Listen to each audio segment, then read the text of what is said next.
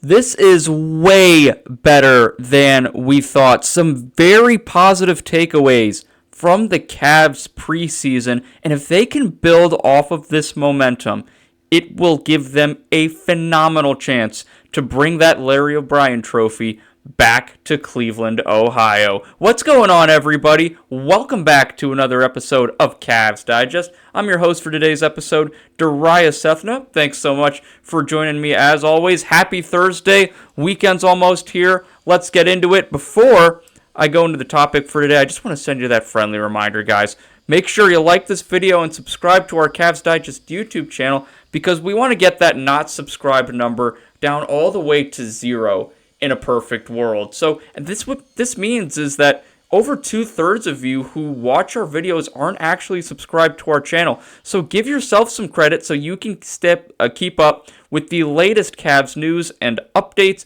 They can give us some credit too. We're trying to improve our ratings, do the best we can to grow the show and grow the channel here at Digest Media, especially here at Cavs Digest. So your support is super helpful. Just give us a like on these videos and, more importantly, subscribe to that Cavs Digest YouTube channel. So let's get into today's episode because I found a recent article that talked about some of the key takeaways from the Cavs' last preseason game on Tuesday when they hosted the Detroit Pistons at Rocket Arena, a 118-100 victory for the Cavs. Actually, Kenny Atkinson's first preseason win as head coach of the team. The Cavs went 0-4 in the preseason last year in Kenny's inaugural season here in Cleveland. So I looked through this article, and I agree with a lot of the key takeaways that this post or a blog post discussed. And really the first key piece I want to discuss. It's more news, and it's really important.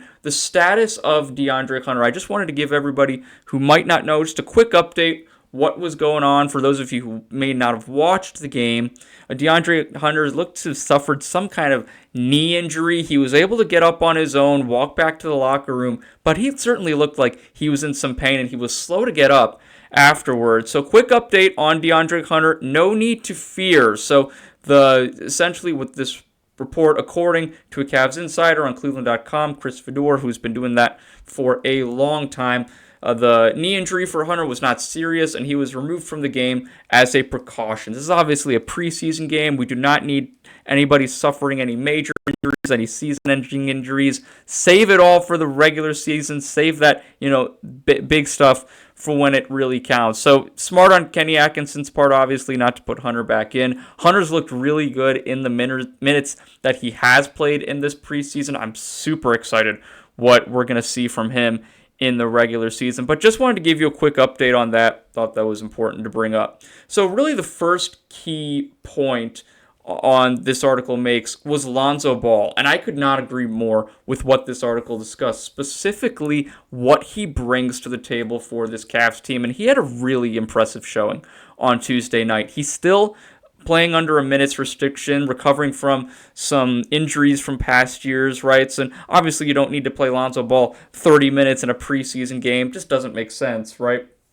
But ultimately, like I said, he showed what he can bring to the table. On Tuesday night, 9 points, but more importantly, 9 assists. And he had some really nice dimes in this game on Tuesday night. In fact, Darius Garland, who's obviously not playing right now, joined the television broadcast with John Michael, Brad Daugherty, and sideline reporter Serena Winters. And he talked to Serena Winters saying that when he and Lonzo Ball were in training camp down in Florida, he was telling Lonzo Ball, like, man, you are dropping some dimes. So Lonzo Ball looks ready to go in wine and gold. He looks good in wine and gold, and he's playing well on the court. So also Tuesday night for Ball, 3 blocks and 4 rebounds. So a nice overall game from him. Kenny Atkinson also talked about what Lonzo Ball brings to the table for this Cavs team, and he had nothing but positive things to say. He's probably one of the few guys in the league who can make those passes that he made tonight, just an extra level of feel for the game,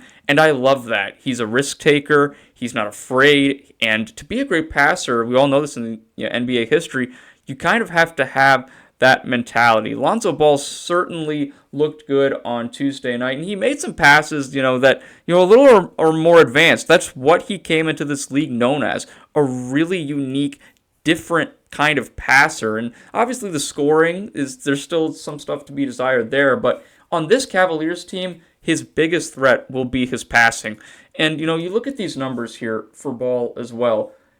Going down the list, these are the perfect numbers that would translate into this current Cavs offense, this roster, and this overall system that Kenny Atkinson has implemented here over the last year or so.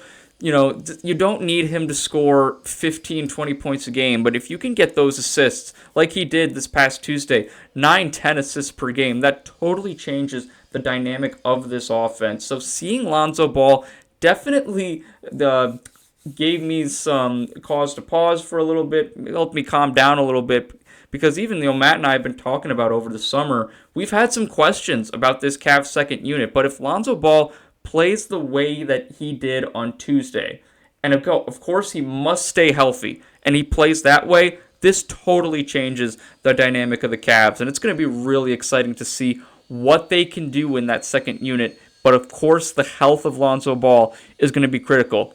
But what I did see on Tuesday felt good. Definitely felt good. Got to calm down a little bit here. And I think if Lonzo Ball can continue to build off this momentum, big changes are coming from the Cavs. Good changes for the team. One more aspect I wanted to talk about here that this article pointed out was the overall defensive effort the Cavs put forth on Tuesday night. Now, Detroit's obvious. They didn't play their stars. Cade Cunningham was not playing. Jalen Duren played, limited minutes. So a lot of opportunity for the younger players to step up for head coach J.B. Bickerstaff and that squad. But nonetheless, another positive aspect was this Cavs defense. More specifically, in the stat sheet, the Cavs mounted 13 steals, 11 blocks. How about this? 24 forced turnovers, and they held the Pistons to just 8 of 24 from 3-point range. So that is just a fantastic defensive effort. It really shows you that this team is buying in, and they have bought in for quite some time now. The core guys, Donovan Mitchell and company, right? The guys who have been on this Cavs team for a few years now, they've bought into the system. So that when new guys like Lonzo Ball, Larry Nance Jr., the young rookies come in, they know that when they see their superstars, like Jarrett Allen here had a fantastic block on Asar Thompson on Tuesday night. But when they see Jarrett Allen, Evan Mobley, Donovan Mitchell giving their all on defense, they have no choice. They also have to give their all on defense to hold their end of the bargain. So that's the culture that Kenny Atkinson is, really molding here. And that's something that J.B. Bickerstaff, you have to give him credit for, really ingratiated and established when he was the head coach in Cleveland. Really that gritty mentality, playing defense, don't care if you're a superstar or not, you're going to play tough defense. And that's definitely something that has carried over into Kenny Atkinson's tenure as well here in Cleveland. So ultimately, we know guys like Donovan Mitchell, Evan Mobley, Darius Garland, the list goes on. We know the level of talent this Cavaliers team has on offense, right? The proof is in the pudding. This team put up historic scoring margins last season. But if this team buys in defensively, and it looks like they have, and they continue to expand on that, this will take them to a whole nother level. And if they can dominate like they did, they should honestly be favorites to win the whole thing. Yes, even over the Oklahoma City Thunder, because they have more, in my eyes, superstars than Oklahoma City. Now, we can do a whole roster breakdown comparison in another episode, but ultimately, with this offensive talent, plus the buy-in defensively, that takes this Cavs team to a whole nother level that we might not have even seen yet. So I'm really excited. This preseason game against Detroit definitely eased some nerves I have and just got me a lot more excited for next Wednesday when the Cavs play for real at Madison Square Garden in New York City. That's going to be a fun one on national TV, ESPN in town as well. But at the end of the day, good things are coming for the Cavs. Definitely a feel-good episode today. Very excited to see what this team can produce in the regular season. But let me know your thoughts. What's your take on the Cavs preseason overall? That game against Detroit on Tuesday night. Lonzo Ball, how's he look to you? I want to know what you have to say. So leave your comments down below and make sure you like and subscribe to like this video and subscribe to that Cavs Digest YouTube channel. Thanks so much again for joining me, everybody. I'll see you again soon for another episode of Cavs Digest. Take care, everyone.